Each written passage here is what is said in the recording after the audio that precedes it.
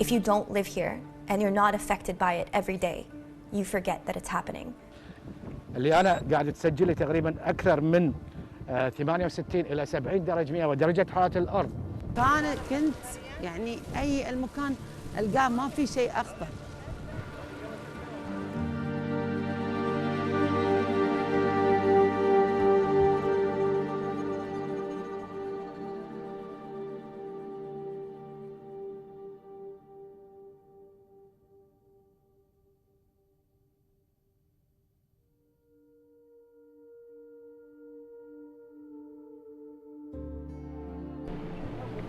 Wait, we need to look both ways. The hours between 11 in the morning until around 4 o'clock in the afternoon are no-go times for being outdoors. The only life that my children have known has been in scorching heat. They want to be kids and go to the playground, and they'll beg to go all day, and then we'll finally break and take them, and it'll be so unbearable that they're begging to go back home. This is the hottest I've ever seen Kuwait. It is getting to the point where it's really unbearable, and I feel like everything about living here is hostile sometimes.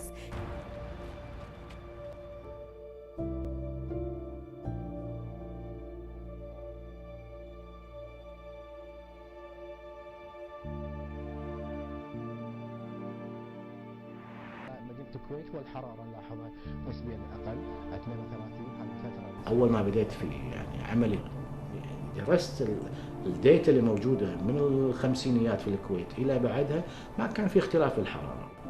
2016 ال50 درجة مئوية اللي كنا احنا ما نسجلها بالماضي بدأنا نسجلها بتكرار. احنا قاعد يتغير عندنا، قاعد تجينا أمطار وفي تطرف في الطقس قاعد يصير الفترة الأخيرة.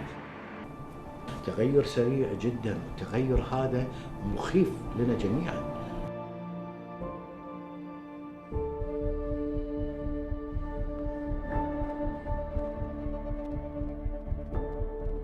أقول المنطقة اللي ما تنزرع هذه واحدة من الأشجار اللي واحدة من نساء الكويت، والإثبات مثل ما قلت أن في المنطقة الصحراوية تنزرع.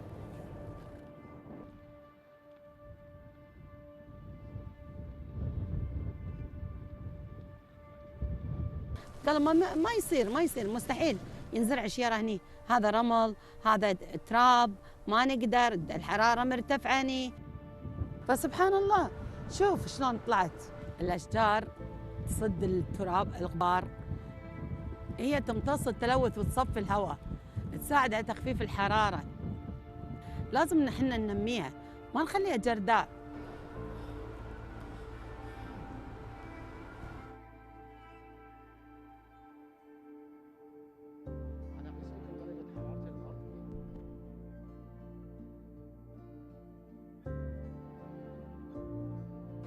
There's absolutely no way to survive here without AC. And I think that what's really disturbing about that is that you're cooling your little section, but you're heating up outside.